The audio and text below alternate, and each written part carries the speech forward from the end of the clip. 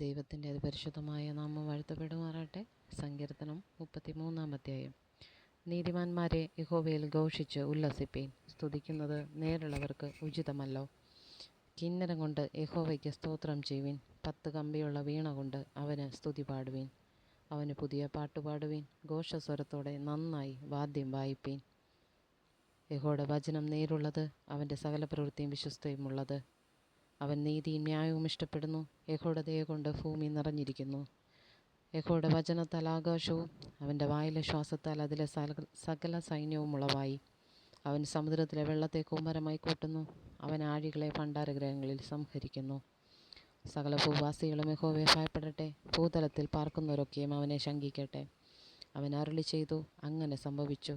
അവൻ കൽപ്പിച്ചു, അങ്ങനെ സ്ഥാപിതമായി. യഹോവ ജാതികളുടെ ആലോചന വ്യർത്ഥമാക്കുന്നു, വംശങ്ങളുടെ നിരൂപണങ്ങളെ നിഷ്ഫലമാക്കുന്നു. യഹോവയുടെ ആലോചന ശാശ്വതമായും അവൻ്റെ ഹൃദയവിചാരങ്ങൾ തലമുറ തലമുറയായി നിൽക്കുന്നു.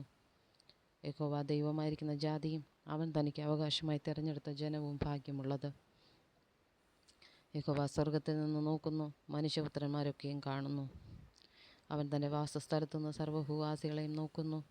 അവൻ അവരുടെ ഹൃദയങ്ങളെ ഒരുപോലെ മനഞ്ഞിരിക്കുന്നു. അവരുടെ പ്രവൃത്തികളൊക്കെയും അവൻ ഗ്രഹിക്കുന്നു. സൈന്യബലത്താൽ രാജാവ് ജയം പ്രാപിക്കുന്നില്ല. ബലാധിക്യം കൊണ്ട് വീരൻ രക്ഷപ്പെടുന്നതുമില്ല. ജയത്തിന് കുതിര വ്യർത്ഥമാകുന്നു. തൻ്റെ ബലാധിക്യം കൊണ്ടത് വിടുവിക്കുന്നതുമില്ല. യഹോവയുടെ ദൃഷ്ടി തൻ്റെ ഭക്തന്മാരുടെ മേലും തൻ്റെ ദയയ്ക്കായി പ്രത്യാശിക്കുന്നവരുടെ മേലും ഇരിക്കുന്നു. അവരുടെ പ്രാണനെ മരണത്തിൽ നിന്ന് വിടുവിപ്പാനും ക്ഷാമത്തിൽ അവരെ ജീവനോടെ രക്ഷിപ്പാനും തന്നെ. നമ്മുടെ ഉള്ളം യഹോവയ്ക്കായി കാത്തിരിക്കുന്നു. അവൻ നമ്മുടെ സഹായവും പരിചയമാകുന്നു. അവൻ്റെ വിശുദ്ധ നാമത്തിൽ നാം ആശ്രയിക്കയാൽ നമ്മുടെ ഹൃദയം അവനിൽ സന്തോഷിക്കും. യഹോവേ, ഞങ്ങൾ നിങ്കിൽ പ്രത്യാശ വയ്ക്കുന്നത് പോലെ നിൻ്റെ ദയ ഞങ്ങളുടെ മേൽ ഉണ്ടാകുമാറാകട്ടെ.